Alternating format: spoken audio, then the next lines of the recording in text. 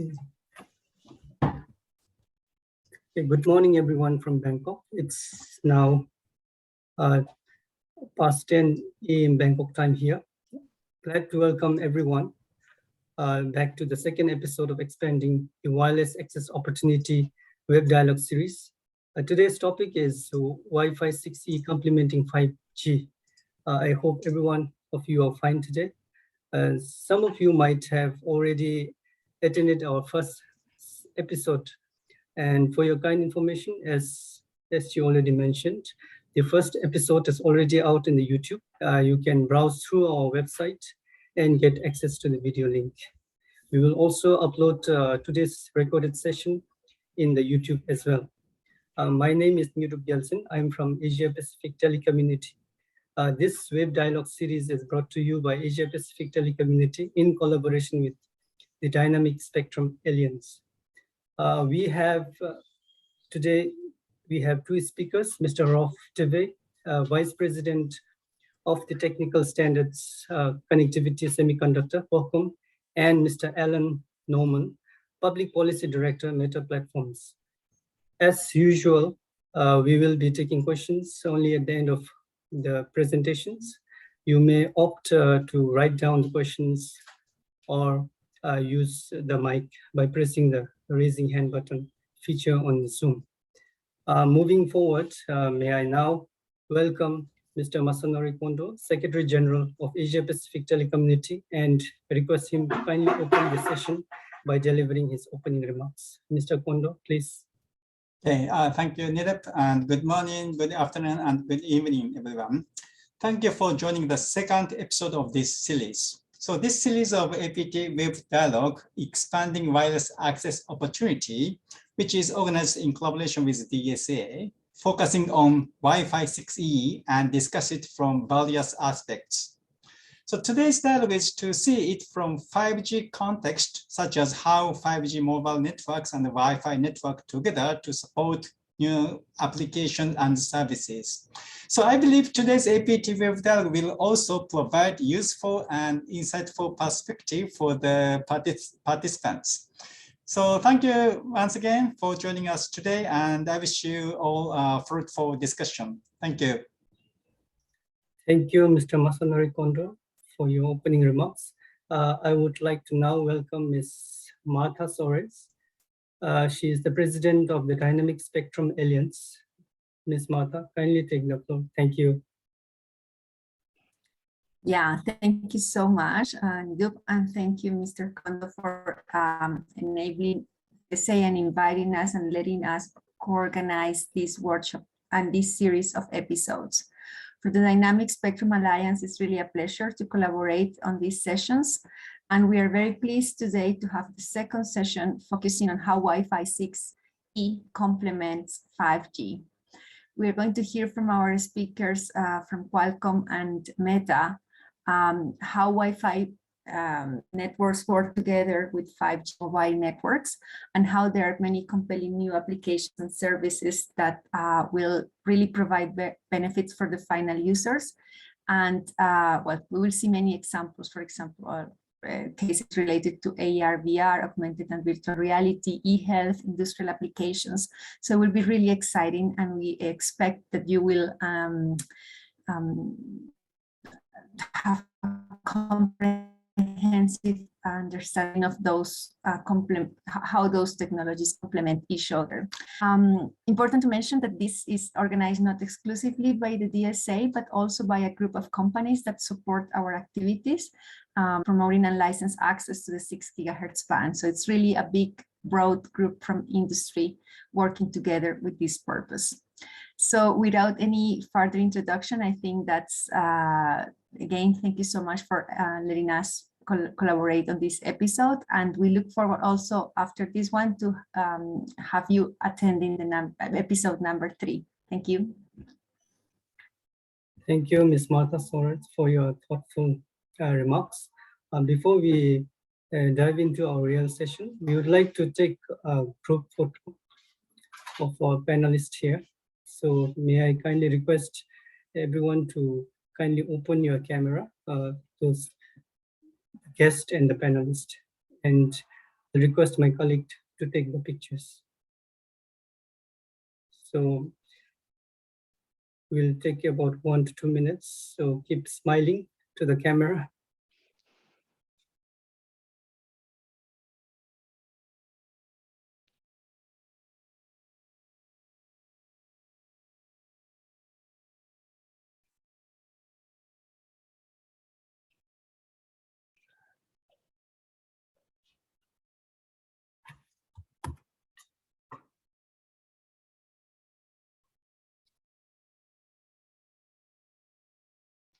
Okay, thank you, everyone.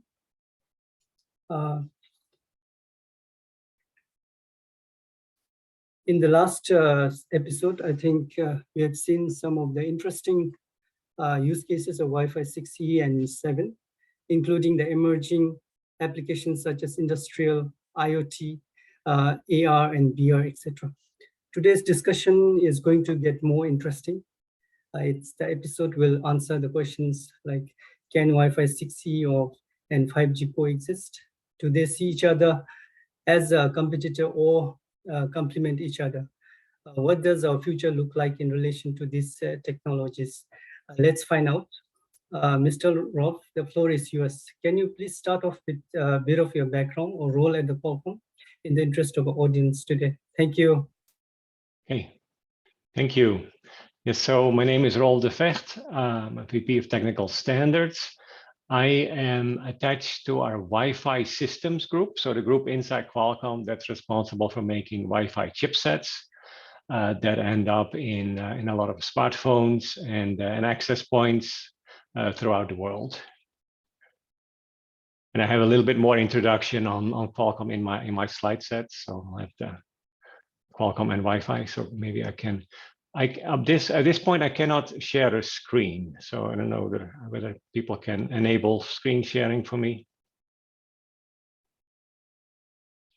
Okay, Rolf, give us some seconds, so we'll check.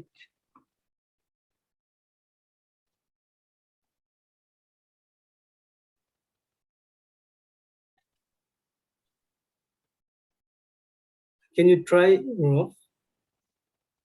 Yeah, I think we're good to go now.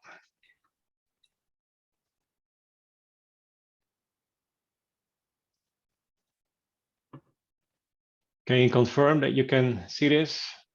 We can see your slide. Wonderful. Yeah, so the talk is about Wi-Fi 6E complementing 5G.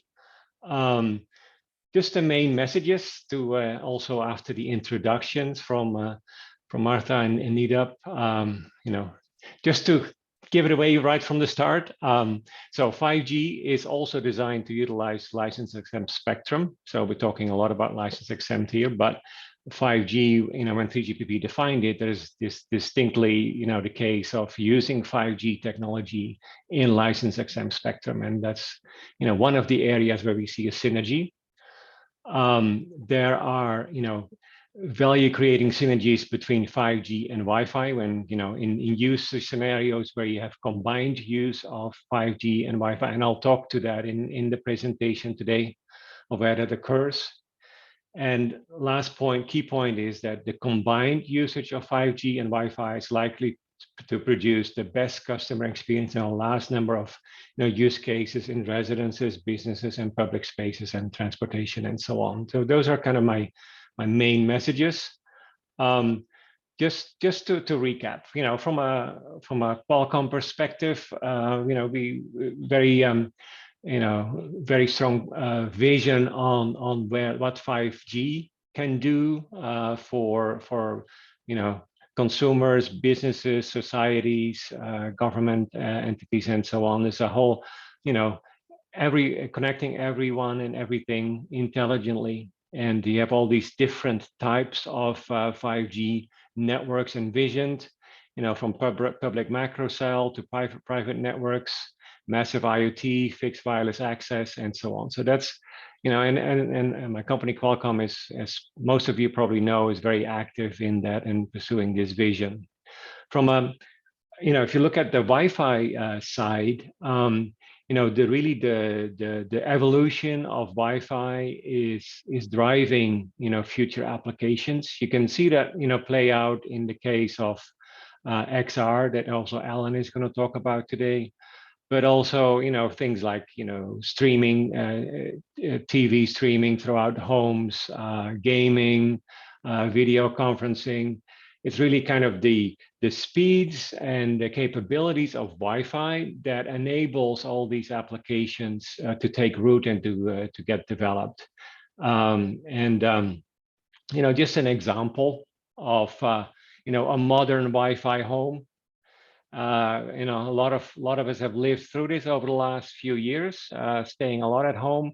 But just to have a look at what's happening in a modern Wi-Fi home. So quite often you have 4K video streaming, from some kind of a access gateway to video streams. You have multiplayer gaming going on in a household. You have a lot of video conferencing going on.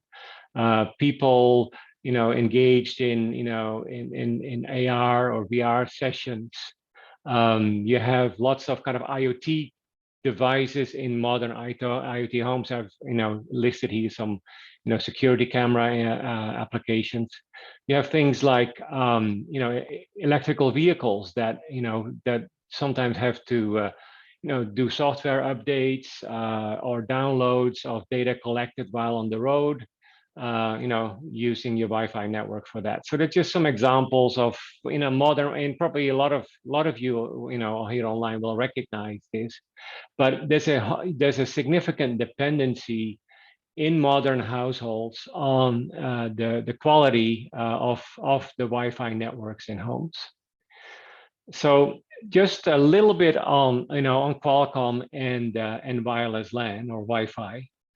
A lot of people know us from the cellular background, but we're also the #1 Wi-Fi chipset shipper. In terms of volumes, Qualcomm is the largest there. And even for the latest generation of Wi-Fi 6 and 6E, there are over 900 product designs that use our chipsets. So that goes from from a lot of phone models, laptops, IoT devices, access points, you name it. So, and since 2015, as Qualcomm, we've shipped more than 6 billion Wi-Fi chipsets.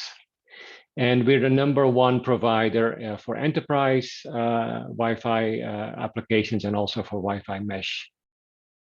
So just a little bit on as Qualcomm and its role in the Wi-Fi world. And I was it was very interesting, very good to get the invitation to talk here today, because as Qualcomm, we have we're a portfolio company. We have our foundations in multiple technology areas, and Wi-Fi definitely, 5G definitely, and we're a leader in both technologies. And we have kind of a unique position to look at, where will the synergies occur, when these two distinct technologies are being deployed. So what I'm in the talk today, what I'd like to cover is, some of those synergies. So, for example, talk about, both technologies using unlicensed spectrum. Looking at scenarios where you have 5G broadband access to buildings and then Wi-Fi for in-building networking. The integrated use of Wi-Fi and 5G private networking for enterprises. How that might work. I have an example of a transportation use case.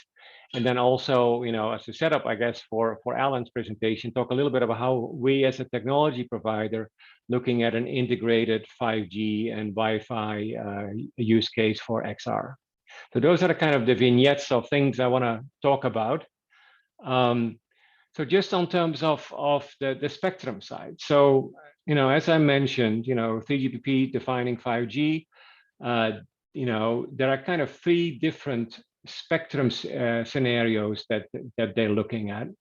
Definitely, the licensed spectrum has been the bedrock of the 3GPP technologies. but also now shared spectrum, or sometimes private license spectrum, new models, like CBRS in the USA, or sometimes of industrial licensing that's starting to take place, but also unlicensed spectrum.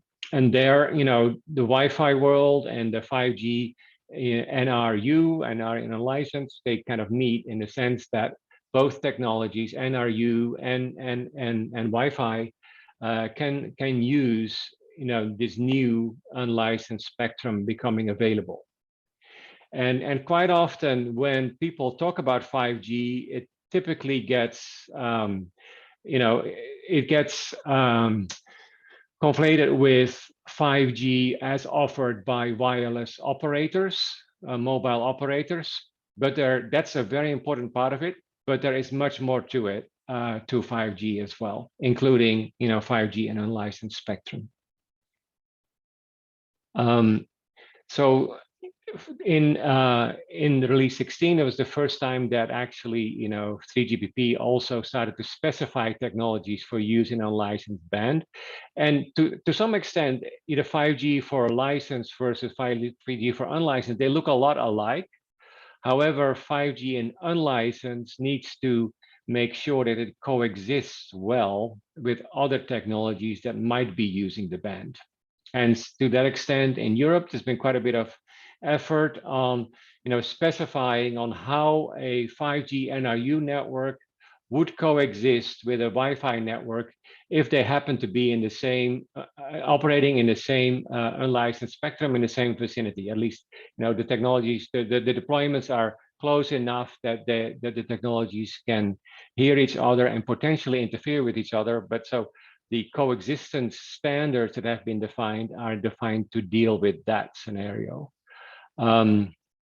So there is a lot of unlicensed spectrum that that definitely gets used by unlicensed technologies like Wi-Fi, but also is the potential for 5G NRU to use a lot of that spectrum, including those countries that have allocated 1.2 gigahertz of spectrum. Definitely, the vision there is that both Wi-Fi and NRU will be used in that the 1200 megahertz of additional spectrum. One of the usage scenarios I wanted to talk about is the combined use of 5G for fixed wireless access, and then Wi-Fi for connectivity in buildings or in homes. So in this particular example, we're looking at 5G fixed wireless access to a residence, and then within the home, you deploy Wi-Fi 6E or Wi-Fi to connect all your devices. And the number of devices, Wi-Fi connected devices in modern home, that's going up year by year. If you look at the average connected devices, sometimes you talk about homes with 50 or more Wi-Fi connected devices in the home. So where the synergy is in the context of you use fixed wireless access for that last mile or last kilometer or last 5 kilometer, depending on the deployment scenario, for access, and then Wi-Fi for in the home. What's happening there is that when it's been labeled wireless fiber, so 5G is wireless fiber. Typically, it tends to be millimeter wave 5G used for fixed wireless access. There are more than 80 fixed wireless access providers in the market right now in 45 countries. Projection is that in 2026 it will be represent about 25% of the global mobile network. And then speeds of 750 megabit per second at 6.8 miles, so about around 10 kilometer. That's achievable these days. It fits very much into the whole evolution of speeds with 5G NR, which does include then the speeds that enable this fixed wireless access. Ericsson did a study on the growth that they're expecting on fixed 5G fixed wireless access, and they're talking about, going from 15 exabytes per month in 2021 to 82. And an exabyte, that's 1 billion gigabytes. So it's a lot. And so in the next 6 years, a 5x growth in fixed wireless access traffic forecasted, and clear example of a synergy between 5G, 5G for access, and then Wi-Fi for in the home. This is an example of Qualcomm was helpful in getting a network launched in Italy. It's for an urban environment where they were able to achieve gigabit per second speeds at 6 kilometers from the base station, and that's with TIM. So that's an example for an urban deployment. An example for a rural deployment is in Australia. Both of these networks, they use about 400 megahertz of spectrum in the 27 gigahertz range, at 7 kilometers, getting these speeds. So just some real life examples of this technology. So then you have wireless fiber, but you have also the other real fiber, cable fiber to the home, fast cable access. So homes are getting connected, homes and businesses are getting connected at much higher speeds. What it has done over the last few years is also that the distinction between business networking and consumer networking has kind of disappeared, or at least it's blurring. And definitely, COVID has brought it on. Then all of a sudden, people had to work from home, had to had the right speeds and the right security on their networks at home. And it became sort of the lifeblood of the economy, definitely during the COVID period. One of the realizations there is that to enable the kind of the throughputs and the speeds that you need for Wi-Fi, that this additional spectrum is needed. As Qualcomm, we did a study. We started it like in 2016, so now 6 years ago. We at that time there was a lot of talk by regulators that wanted to have gigabit per second home coverage. They wanted to see if you want to have a gigabit per second coverage, by Wi-Fi or other technologies, but we look at it from a Wi-Fi perspective. Want a gigabit per second coverage throughout your home. And then we looked at dense environments, so apartment buildings, dense enterprise networks. How much spectrum would you need if that's what your target is? If you're targeting 1 gigabit per second at every location in your home, how much spectrum do you need? Because in the case of Wi-Fi and any kind of wireless technology, if you have dense deployments, then the networks start to interfere with each other. In the case of Wi-Fi, you have to defer for your neighbor's network, for example. And so the conclusion out of that analysis, where we applied the latest technology of Wi-Fi, only the latest technology of Wi-Fi, that you needed something like 1300 or 1400 megahertz of spectrum to enable that. And that set us on a journey to look for more spectrum, and 6 gigahertz, and then 6 gigahertz band is a likely candidate. It also came to the conclusion that ideally you get to this sort of 1200 megahertz allocation, as it has now taken place in Canada, US, Brazil, South Korea, Saudi Arabia, and so on. So that's the sort of the fixed wireless access plus home or in building scenario. The other example of synergy I wanted to use is kind of in the industrial environments. There's definitely in the 3GPP standards development and a lot in the promotion is a lot about Industry 4.0, applying 5G technologies to Industry 4.0. It's really in the context of reconfigurable factories, mobile robots, automatic guided vehicles, connected moving parts, easy retrofitting.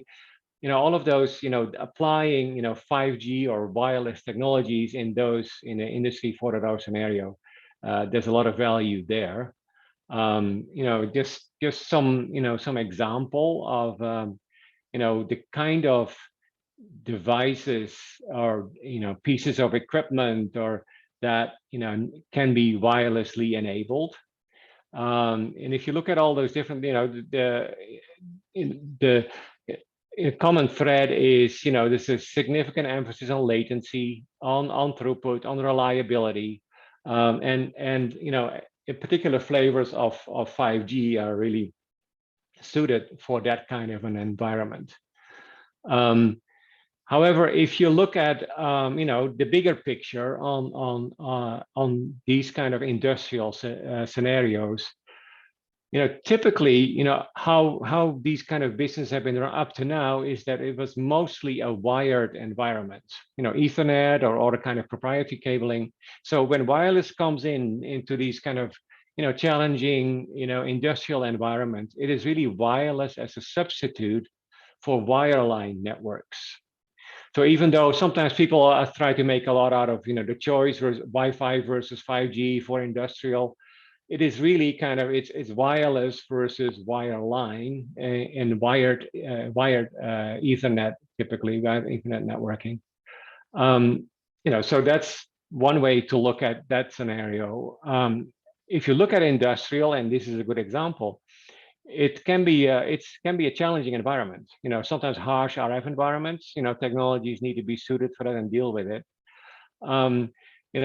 It's our belief that it will be kind of a what eventually gets deployed in enterprises and in these kind of industrial environment. It's going to be it's a technology fit for purpose will be selected. So typically it will probably be Wi-Fi for general purpose networking. If you want to do campus-wide networks, mobility for large campuses, 5G makes a lot of sense. 5G ultra low latency for mission critical. If you can have the spectrum, may make a lot of sense. Other low power wireless networking for asset tracking. So it's going to be a mix. Our vision is going to be a mix of technologies being deployed. It's not an either or. It's going to be wireline and then the best fit for use wireless technologies being selected and deployed in these kind of environments, and thus generating the synergies that enterprises want. Next scenario I wanted to talk about is the transportation scenario, and this is actually a case study coming out of Seoul. Some of you may be familiar with it, where the 3 mobile carriers collaborated with the Seoul subway system, deployed a set of millimeter wave base stations for connectivity between the subway cars and the core network, and then used Wi-Fi for connectivity inside the subway cars, enabling users to do 4K video streaming and so on. So it was a very successful trial. Good, up to 25x, throughput increases for Wi-Fi users. 780 megabit per second access for each car. So successful, and hopefully it's going to be followed with other deployments for in transportation systems. So the bigger picture there, if you can have these very high throughput access speeds for high speed transportation, public transportation, quite often inside the railway cars or the subway cars, people will use Wi-Fi for whatever they do when they are commuting or traveling longer distance. But there are a whole set of societal benefits of that. People can be productive, they can enjoy watching the videos that they want. It it pulls people into public transportation. So there are a lot of benefits to be achieved by this combined use of high speed 5G wireless access to transportation systems like trains or subways, and then Wi-Fi, high-speed Wi-Fi inside the vehicles. So last vignette I wanted to talk about is the boundless AR case, where, and well, the next speaker will talk about it some more as well. As Qualcomm, we're looking at it from a technology perspective, and one of the vectors that we're working on is this combined use of 5G access to the cloud, and then between AR glasses and a smartphone, you would use Wi-Fi or 6E Wi-Fi or Wi-Fi 7 coming up soon. So it fits into the bigger picture of how we envision that XR, extended reality, is going to work from today, standalone VR and AR, and quite often cabled. In the next 1 to 4 years, you're going to have wireless connectivity between 5G networks and a phone, and then phone to the glasses, using Wi-Fi. And then it becoming a next platform, and that's kind of part of the 6G research vector, where this whole the XR glasses may be a whole new platform for communication. So there's a lot of analysis that we're doing on the motion to render to photon latency, to reduce the latency in this whole loop. So the idea is that if somebody with glasses on makes a motion, turns its head, his or her head, then the very rapidly the content being viewed needs to be changed and be adjusted with that, and in ways that the user does not get dizzy, and so we're doing a lot of research on how to optimize that whole round trip from glasses to edge cloud, where a lot of the processing happens, how we can optimize that, and we have some example on how we do that in a combination of 5G and Wi-Fi.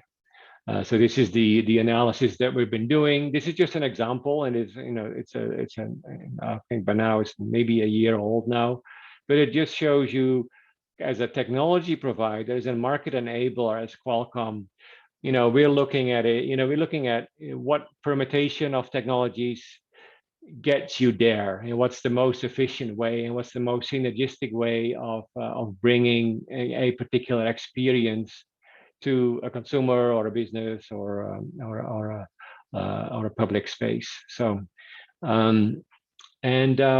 yeah, so that's kind of that wraps up my talk. So what I wanted to cover was 5G, also designed to utilize licensed event spectrum.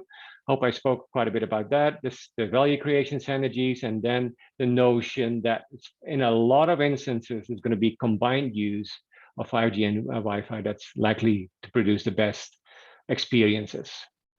And thank you very much. Thank you, Mr. Roth. So very interesting and enlightening presentation. It's interesting to note that there is a value in creating synergy between 5G and Wi-Fi, and how combined usage of 5G and Wi-Fi can provide customer experiences in various use cases. On this note, I would like to now welcome Mr. Allen. Mr. Allen, please take the floor. Thank you.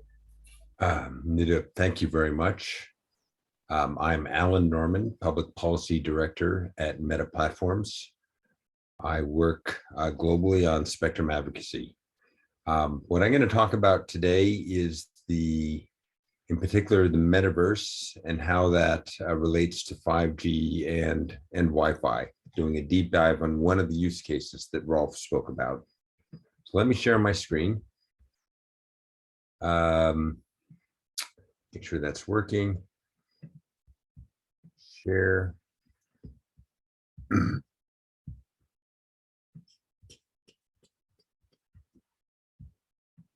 then we go into presentation mode.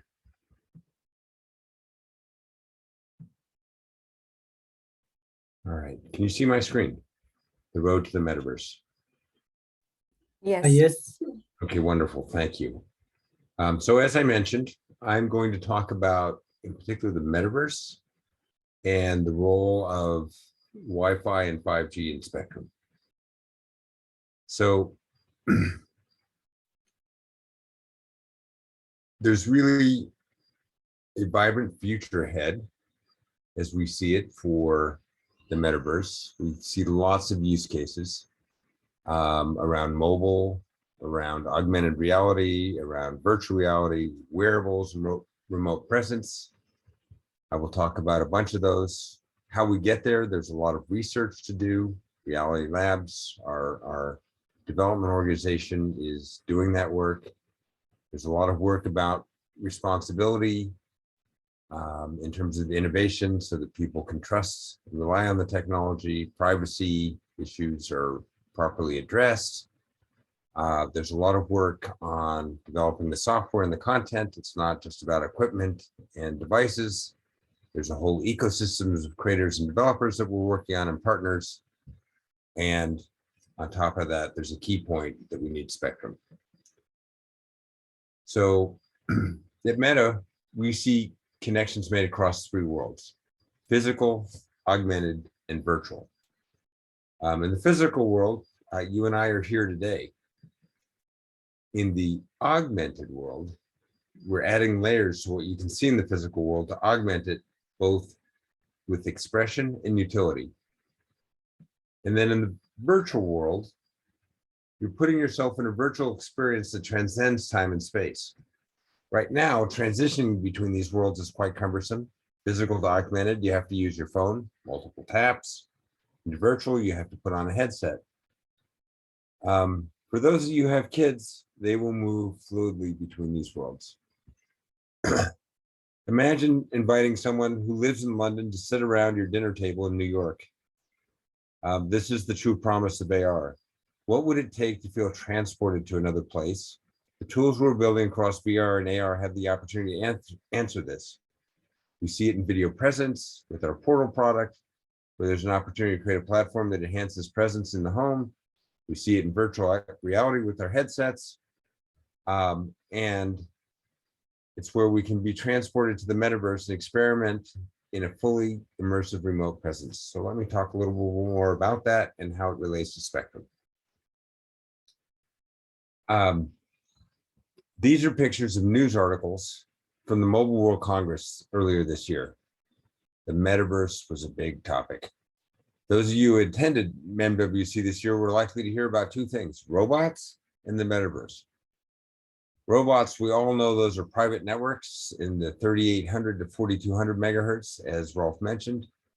The metaverse, if you look at the devices in these pictures, and I'll get into more detail, you will see which technology is, you can see, I should say, that Wi-Fi 6E and 7 are absolutely critical for the metaverse. But you also need good internet access, which means fiber to your home, or wireless fiber, which could be 5G, as Rolf described, or when you're out and about, a 5G connection to your phone, then connecting to your wearable or other devices. And these are all complementary use cases. Here's a picture of our Portal device for video presence. Portal creates a sense of presence. Its unique camera and audio feature makes you feel like you're in the same room as the persons you're talking with. Gives you the ability to share music, stories, and much more. You can connect more often and better with the right people at the right time. And it's inclusive, as it allows you to call friends even if they don't have a Portal, or use it for work, making your remote presence better than ever. It's been my day-to-day companion and support during these COVID days. And Portal provides a very high quality wireless interface, and Meta is working to improve the experience in the future, provide better bandwidth and lower latencies, so you can improve even more the remote presence feeling. And I should point out that latency becomes the key driver here. And so in the home, it's all about getting super low latency so you can get very interactive. That's why the large channels, the clean channels, and the large number of channels in 1200 megahertz and 6 gigahertz band are so important. When you're out and about, it's then the backhaul over 5G that will be so important to make both these connections work so well. Meta recently launched Ray-Ban Stories in partnership with Luxottica. Ray-Ban Stories is our first wearable product that allows users to create video and photo content with a unique perspective and enjoy audio listening and calls directly from your glasses. This is a product that has great engineering work behind it, delivering on features with a very challenging technology integration. And let me talk about some of the challenges. The glasses that you see on the screen, I realize that it's not possible to see everything about the glasses in this picture, but you'll notice they look like regular glasses. And because of the thermals and the thermal energy constraints and battery life, it's very challenging to implement putting all the antennas and the radios in there.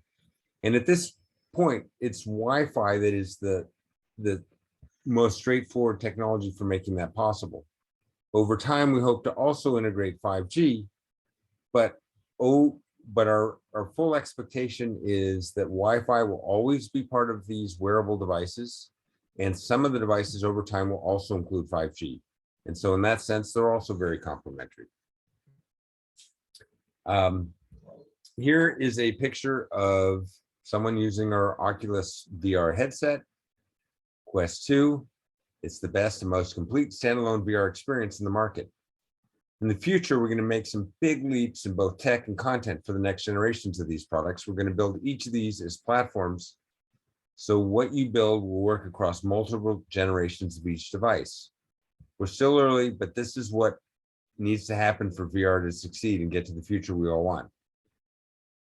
Improved ergonomics and full color pass-through mixed reality to seamlessly blend virtual reality and the physical world is really our next step. These next few years are going to be exciting for VR and AR. Here we have someone who looks like they're doing an exercise or a game, but I want to make it clear, VR is not only about gaming. You can have virtual meetings. You can do remote training. You can do education. You can guide a surgeon through their medical procedures. You can assist in factories. There are many different use cases that will be very important going forward around virtual reality. And I think, in fact, it'll be both virtual reality and mixed reality. And there'll be a mix, just as Rolf described, of using the wide area network to connect to the facility, but then the local area network based on Wi-Fi to actually connect to the wearable devices that people have. And because VR is really becoming 100% wireless and there are no other connections, improved local compute, but also better networking infrastructure will be essential for making this work well. And some of the use cases may just have one person in a room, like a surgeon or a small number. But if you think about the classroom or the meeting room, there'll be many users in dense environments. And so it's important that we have enough spectrum to allow those use cases where you have multiple users in close proximity operating and still be able to deliver the low latencies that are needed to make these applications work effectively. So here's another picture of a little bit how AR VR works. You have the internet connecting to an access point. And then from that, we have, it might be a laptop, it might be a console. And then from there, you have a headset. And sometimes, and a lot more of the functionality is going into the headset directly, but it's definitely tethered via Wi-Fi to the cloud. And the key issue here in VR rendering, we say interference limited, but it's really congestion limited in terms of having enough clean spectrum to deliver the low latencies that are required. So better connectivity is the key to building connections across all these worlds. We have the physical world, the virtual world, augmented reality. It's really Wi-Fi with its capacity, latency, power efficiency, local operation that's critical. And with 5G, it's the coverage and the mobility that's critical. And we expect both of these to be very important and critical to enabling the metaverse. And so in summary, AR and VR devices need to operate at speeds acceptable to human brain. The motion to photon latency is one direction, is 10 milliseconds.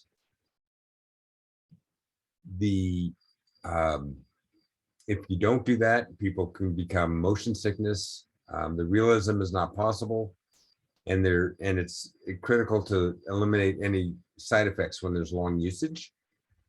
And as we go to the cloud and pick compute architectures, this becomes an end-to-end challenge to be solved at the device, network, and infra level.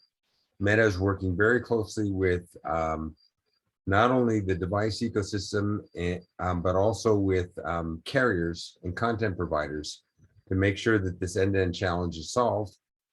And both 5G and Wi-Fi will be essential to enabling this extended reality world. Thank you so much.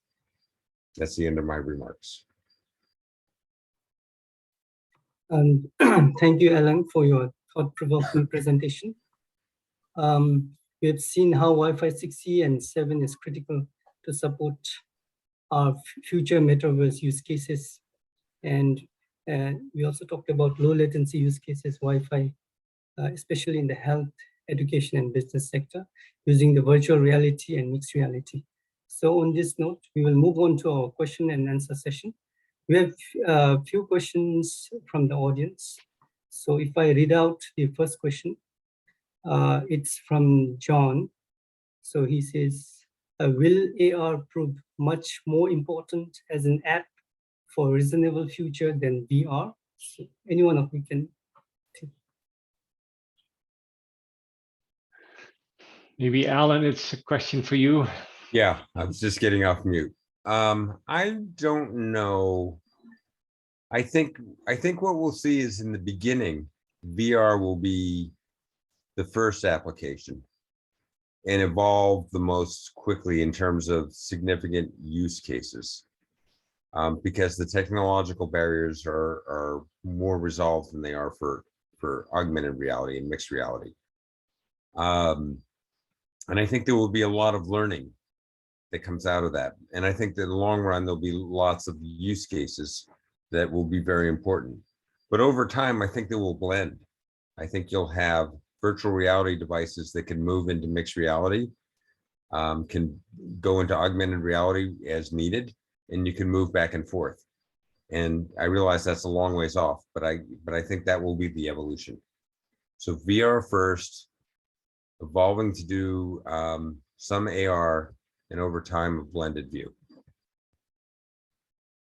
Thank you, Alan. We have another question. It's quite long. It's from Jerome from APT. She says 6 gigahertz in particular seems like whole world is going for a lower band as unlicensed, while the upper band is still being debated. To get the best out of it, should a country consider lower is unlicensed and upper is IMT to complement each other, for the whole band that's from 5925 to 7125 megahertz should be unlicensed? What would be your recommendation? So I think this is something that both Rolf and I can answer. Maybe I'll make a few points and then Rolf build on that. We strongly believe that 5925 to 7125, the full 1200 megahertz, should be made unlicensed. We also believe that enough spectrum needs to be made available for 5G. And we're strong supporters of seeing that happen in 3.5 gigahertz and the 3 gigahertz more broadly. The reason is the new use cases that are enabled, the innovation that you can get from having the low latency that the full 1200 megahertz enables, both in standalone use cases, but also when you have a broad group of people, is essential for innovation and moving forward. And there's so much traffic that's going over Wi-Fi now. I think it's roughly 80% now of all the internet traffic goes over Wi-Fi, and we expect that just to grow, that this capacity, in addition to the low latency, will be essential going forward. So countries that make the full 1200 megahertz available to them and to their population will get the full benefit of all the investment of many, many companies They're building all these applications and use cases and have a platform for innovation. Rolf, I'm sure you can add to that.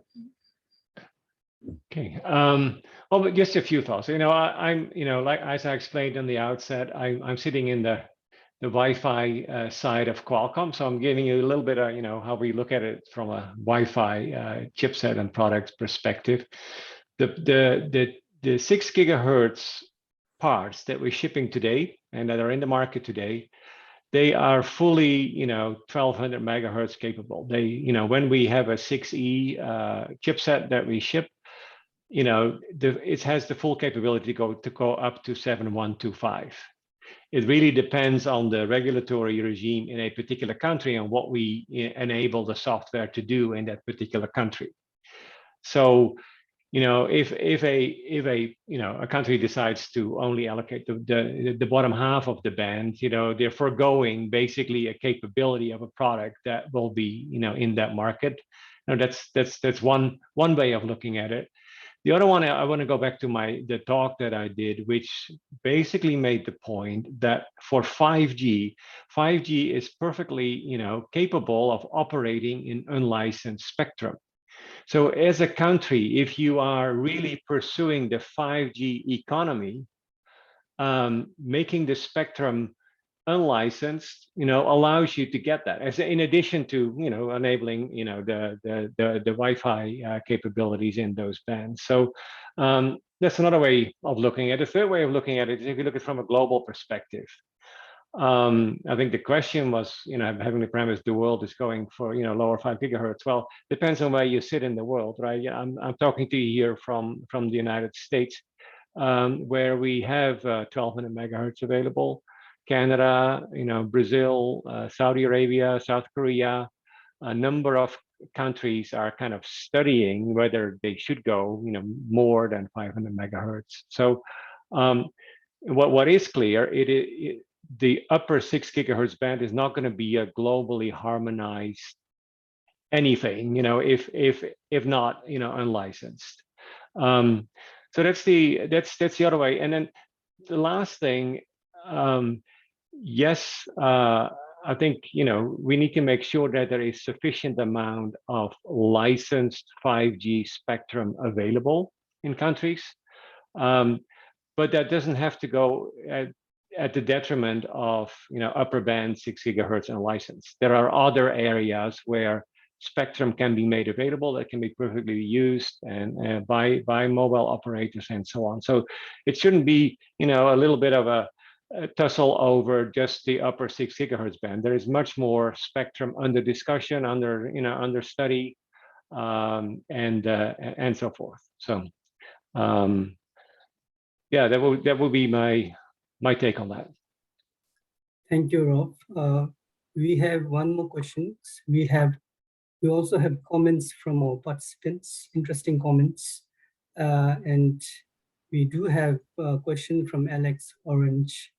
So he says, VR and AR applications require wide bandwidths and throughput on top of the bandwidth and throughput required for existing applications and new yet to be invented applications. Furthermore, there may be multiple users of high bandwidth application in the same locale. How will all these applications coexist with each other and with incumbents in the 5 to 6 gigahertz span? So, well, maybe you can have a first stab, Alan, and then you can talk about it. Well, first off, what the questioner is sort of referring to the kind of future use cases. One of the things to take into account is that the new generation, we call the Wi-Fi 7 generation technology, allows for bandwidth modes of up to 320 megahertz of spectrum. So that's a lot, which gets you to very high throughputs and also helps you to get to the lower latencies. Typically, what works well in a Wi-Fi environment is that you have 3 non-overlapping channels of a particular capability that works in the 2.4, works in the 5. So if you kind of want to go to a scenario where you have a lot of applications that are using this 320 megahertz mode, you need about a gig of spectrum, to allow that kind of more futuristic environment, which again, drives us to that point. In terms of coexistence, Wi-Fi is designed for coexistence. It's a listen before talk protocol. It's polite. If there is congestion, if it gets denser, the performance degrades gracefully. At least that's the way the technology is designed. The other notion there for the 6 gigahertz band, what we tried when we did the standardization for 11AX and 6 gigahertz, but also for Wi-Fi 7, we tried to minimize the overhead of management traffic. If you look at in the 2.4 gigahertz, 5 gigahertz band, a lot of Wi-Fi networks, a lot of percentage of time gets consumed by management overhead. What we try to do is to make sure that most of that management overhead, like the discovery and the initial links that happens in the 2.4 or 5 gigahertz band, and that you would only use the 6 gigahertz band for those high throughput, low latency application requirements. That's not always going to work, but the majority of the cases, the way the technology has been designed, is that it will be really used for those high intensity use cases, and offloading a lot of the traffic to the other bands. We call them the legacy bands. Yeah, I don't know, Alan, but on coexistence, whether you have anything else? Well, one other thing I'd like to add is that for a lot of the wearable devices, power consumption is paramount. And it turns out, contrary to what you'd think, the higher power, larger channels, combining that together allows you to use less power, because you can get more done in less time. And so we can transmit a lot more data and much more information in much shorter intervals. And that has the benefit of not only saving power, but also improving coexistence, because you're utilizing the channel less to accomplish the same thing. So I'm hopeful, but we haven't done the studies, Alex, but we believe that there's a pretty good runway when you have the full 1200 megahertz to get a lot of users doing a lot of things together at the same time, at least in the metaverse scenarios that I've described. Thank you, Alan and Rob. We're getting a lot of questions. Unfortunately, we cannot take all the questions, but maybe we'll take one last question and end the session. The last question is from KW, one of our participants, about the mid-band supply, sub 6 gigahertz band for 5G. The most common band in APT are 3.3 to 3.8 gigahertz and from 4.8 to 5 gigahertz. Among the N79 band, just few countries opened the 4.4 to 4.8 gigahertz band for 5G. Example, Japan. What's your view and recommendation for using this portion of N79 band for 5G services? Any major constraints could be shared?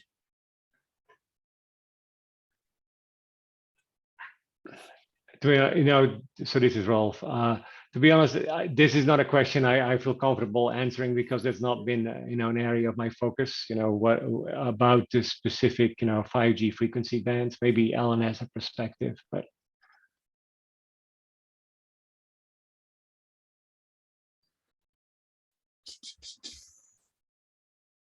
I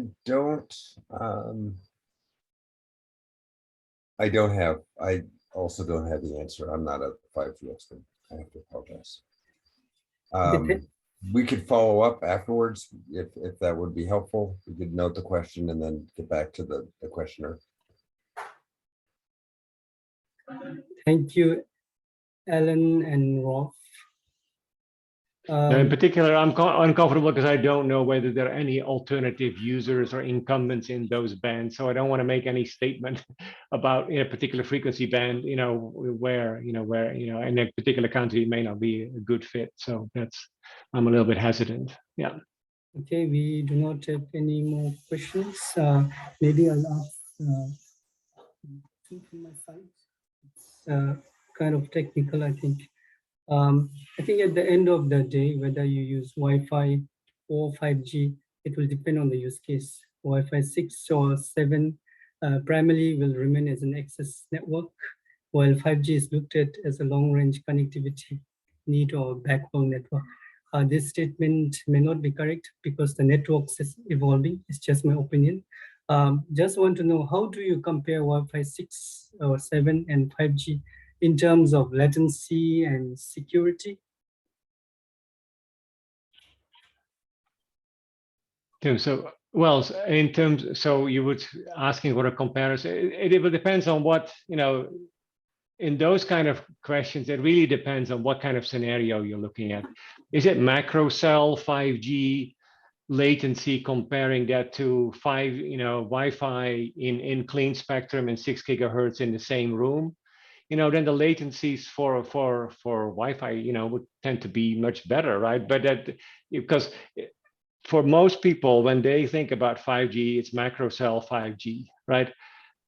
And then if you then do a comparison, then Wi-Fi, which is a much shorter distance, in building, in room, the latencies, will likely be better, However, if you do an apples to apples comparison and you have ultra low latency 5G, optimized chipset, optimized spectrum you own, or licensed spectrum for 5G, and Wi-Fi being, the coexistent version of Wi-Fi, then ultra low latency 5G, latencies can be better, but it really depends on the scenario that you set up and the comparison that you do.